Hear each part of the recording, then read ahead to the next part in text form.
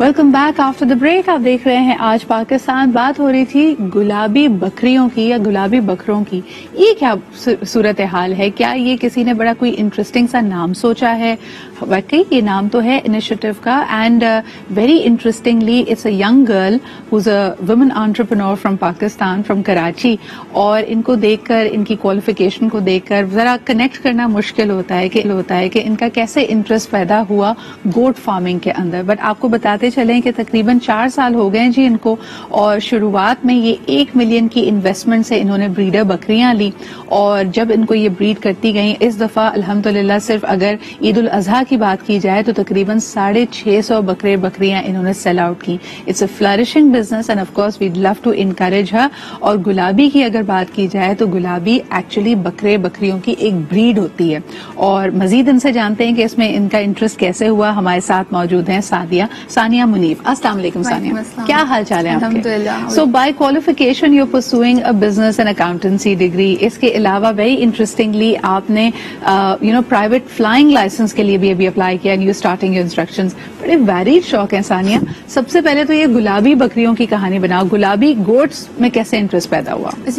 Basically مجھے animals وغیرہ کا بہت زیادہ شوق ہے, بیکاز ایکچولی میرے فادر کو, مدر کو, پیرنٹس کو بہت زیادہ شوق تھا. تو اس کے بعد گھر پہ بہت سارے پیٹس تھے. پھر ہم لوگ کا ایک فارم ہے, وہاں پہ ہم لوگوں نے پیٹس رکھ لیے تھے. تو ایونچولی پھر ایک دفعہ میں نے کو گوٹس رکھے تھے جو میں نے قربانی پہ اپنی فرینڈس فیملی ان میں سیل آؤٹ کیے تھے. بٹ پھر اس کو کرتے کرتے وہ بس اسٹارٹ شوق میں کیا تھا, بٹ پروفیشنل اس پہ. اچھا ثانیہ, آپ کے پاس جو بکرا یا بکری اویلیبل ہوتا ہے قربانی کے لیے یا فار اینی ریزن لوگ خریدنا چاہیں, پرائس پوائنٹس کیا ہوتے ہیں؟ کتنے کا بکرا مل جاتا ہے؟ اچھا, ہمارے پاس پیور گلابی بریڈ میں ہوتا ہے تو اٹ اسٹارٹ فرام 50,000 ٹو. اچھا, تو یعنی 50,000 سے لے کے 2 لاکھ تک کا آپ کو مل سکتا ہے. ویسے ان کا بہت بڑا سا فارم ہے جو یہ بکریوں کی بریڈنگ جہاں ہوتی ہے وہ گھاروں میں ہے, لیکن گلشن معمار میں آپ کے پاس کراچی میں سیلنگ پوائنٹ ہے جہاں پہ لوگ جا کر اپروچ کر سکتے ہیں. آن لائن بھی یہ بزنس لے کے آئی ہو, کیونکہ عمومی طور پہ ٹریڈیشنلی بکرا منڈی سے جا کے بکرے تو لوگ لیتے ہیں یا فارم ہاؤس سے لیتے ہیں. یونیک بات مجھے یہ لگی کہ تم نے سوشل میڈیا کا بڑا اپروپریٹ استعمال کیا. یہ آئیڈیا کیسے آیا؟ اس کا ایک فیکٹر تو یہ تھا بیکاز بینگ اے گرل اس کو لائک منڈی میں جانا یا پھر ان پرسن تھوڑا سا مشکل ہوتا ہے آن فیلڈ. تو on line is like communication is easier کہ آپ کال پہ میسج پہ بات کر سکتے ہیں. تو ایک تو یہ چیز تھی. سیکنڈلی میں خود یہ چاہتی تھی کہ آن لائن میں ہو, بٹ بکرا اور یہ سب آن لائن میں نہیں ہوتا. سو کووڈ نے ٹو این ایکسٹینڈ اس میں ہیلپ کیا تھا, کیونکہ اسٹارٹنگ میں لوگ بالکل جو ہے لائک گھر میں تھے, منڈی میں رہ رہے تھے. تو اس میں جو ہے پھر لوگ کہتے تھے کہ آن لائن کی طرف آ گئے تھے. تو ایونچولی کووڈ کی وجہ سے مجھے بڑی انٹرسٹنگ آپ کی اسٹوری اس لیے لگی کیونکہ اگر میں آپ کی فیملی بیک گراؤنڈ دیکھوں تو ایک زمینداری کا بیک گراؤنڈ ہے, اور عام تاثر یہ ہے کہ جو نئی جنریشنز ہیں فرام دیز فیملیز, کیونکہ بچے بزنس ڈگریز کرتے ہیں, باہر کا ایکسپوجر ہوتا ہے, شہری زندگی کا ایکسپوجر ہوتا ہے, تو زمینداری کی طرف یا ان ٹریڈیشنل کاموں کی طرف نہیں جانا چاہتے. نہ صرف آپ نے اس فیلڈ کو پک کیا بلکہ you using your current skills جو آپ کی اکاؤنٹنسی کے بزنس کے اسکلز ہیں, اور پھر آن لائن ٹیکنالوجی جو ہمارے پاس موجود ہے تاکہ فارم ٹو کنزیومر کا جو لنک ہے وہ اسٹرینتھن ہو. آپ کو لگتا ہے کہ واقعی آپ کے ارد گرد جن ینگسٹرز کو آپ دیکھتی ہیں زمینداری فیملی سے جن کا تعلق تھا, وہ اب اپنی زمین سے ان کاموں سے دور ہو رہے ہیں؟ ایکچولی بیکاز میں اسٹارٹ سے فرام کراچی, تو یہاں پہ جو میری فرینڈ اسکول کالج میں جو سرکل ہے فرینڈس کا, نیبرس کا, تو ان کا بالکل بھی لائک اس سے کوئی کنیکشن نہیں تھا. ایون میری فیملی میں بھی کسی کا گوٹس یا اس طرح والی فارمنگ کا نہیں تھا. صحیح, ویسے بابا کے پلاٹس وغیرہ, بٹ اس طرح کا نہیں ہے. تو یہ بالکل فیملی میں ایک ڈفرینٹ بزنس تھا, کیونکہ اس سائڈ پہ کوئی بھی نہیں تھا. تو وہ پھر بالکل ایک ڈفرینٹ سائڈ تھا. ایون جب میری فرینڈس کو پتہ چلا تو دے ور سرپرائزڈ کہ گوٹ سیلنگ. کبھی مذاق اڑایا دوستوں نے کہ بھائی لڑکیوں سے عمومی طور پہ مجھے بڑی حیرت ہوتی ہے کہ when a lot of women led businesses come to me for mentoring, تو ثانیہ وہ اکثر کہتے جی ہم سیلون کھولنے والے ہیں, ہم بلاگر بن رہے ہیں, جو ٹریڈیشنل خواتین کی لڑکیوں کی فیلڈ سمجھی جاتی ہے. جب آپ کے دوستوں کو پتا چلا کہ آپ بکریوں کی بریڈنگ اور فارمنگ کرنا چاہتے ہو تو کیا ریاکشن تھا؟ اچھا, اسٹارٹنگ میں نے کسی کو بھی نہیں بتایا تھا. تو اس ایئر جا کے سب کو پتا چلا, بیکاز وین جب آن لائن جب ڈفرینٹ پیجز پہ اور چینلس پہ آیا تھا تو پھر ایونچولی فرینڈس کو پتا چلا, لائک صرف کلوز فرینڈس کو پتا. کتنے لوگوں کی امپلائمنٹ اور روزگار تم نے جنریٹ کیا؟ کیونکہ یہ بڑی اہم بات ہے.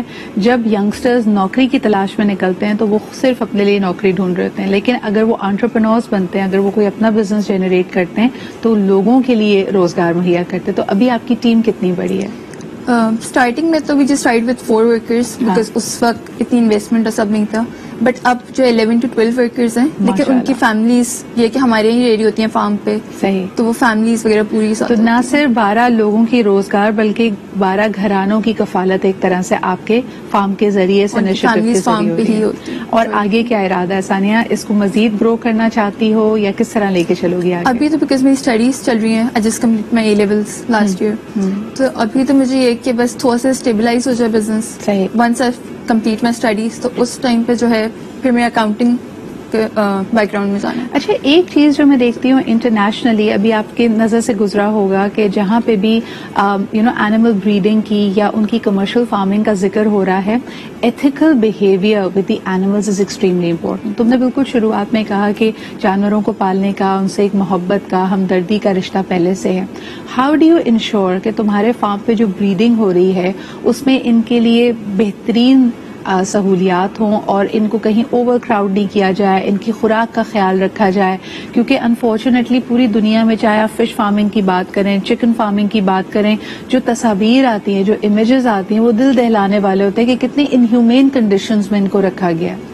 اس میں پہلی بات یہ ہوتی ہے ان کی مٹی جو ہوتی ہے وہ بالکل سافٹ رہنی چاہیے ہوتی ہے. صحیح, تھوڑا سا بھی اگر آپ نے ان کو پراپر سرفیس نہیں دیا تو کچھ ٹائم بعد ان کی نیز جو ہیں, وہ گھٹنے جو ہوتے ہیں, وہ بالکل جو ہے نا وہ فیل آؤٹ ہو جاتے ہیں, خراب ہو جاتے ہیں, تو وہ ایشو آ جاتا ہے. اس کے علاوہ فیٹنگ انجیکشنز لوگ یوز کر رہے ہوتے ہیں تاکہ وہ سائز میں بکرا بڑا ہو جائے گا تو وہ پھر ان کا پروفیٹیبلٹی کی وجہ سے. لیکن میرا یہ کہ میرے ایکسپینسز وغیرہ سچ نہیں ہوتے ہیں بیکاز میں فیملی کو سپورٹ اتنا وہ نہیں کرنا ہوتا ہے, تو میں اسے اپنا شوق میں اس میں کر رہی ہوں. تو پھر مجھے ہوتا ہے کہ نہیں پراپر جو فیٹنگ انجیکشنز یہ والی چیزیں. تو یہ آرگینک فارمنگ تم کر رہی ہو, اس میں ہارمون فری ان کی افزائش ہوتی ہے.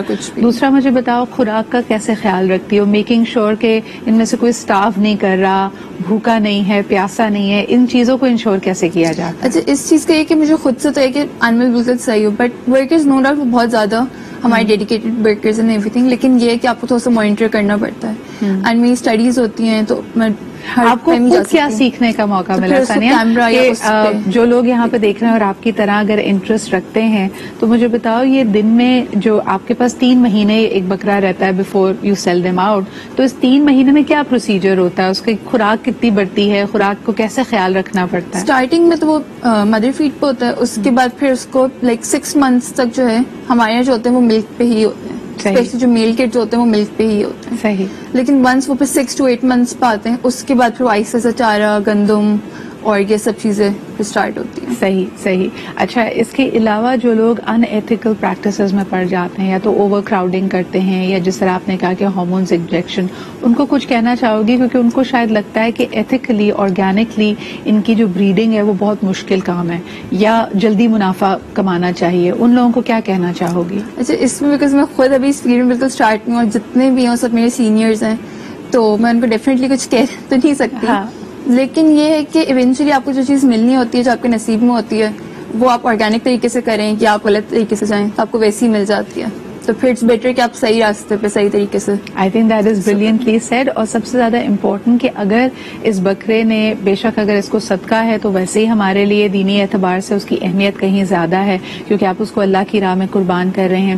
یا دوسرا, اگر اس نے کسی کی خوراک بھی بننا ہے تو جس طرح آج سائنس کہتی ہے, آج ہمیں ویسے بھی یہ احکامات ہمارے دین کے بھی ہیں کہ جس ٹراما سے, جن سرکمسٹانسز میں آپ اس کو رکھتے ہیں, باڈی وہ ٹراما سٹور کر لیتی ہے. تو سوچیں اگر اس نے کسی کی خوراک بننا ہے, اٹ از ڈبلی اسینشیل کہ اس کا زیادہ خیال رکھا جائے, کیونکہ جن سرکمسٹانسز میں آپ اس کو رکھتے ہیں اس کے گوشت میں اس کو جب وہ خوراک بن رہا ہے تو یہی وہ سینٹیمنٹس ہیں جو آگے پاس آن ہوتے ہیں. So taking good care of them is extremely important. Sania, congratulations to you for having an initiative which is الحمدللہ سسٹین پروفیٹیبل.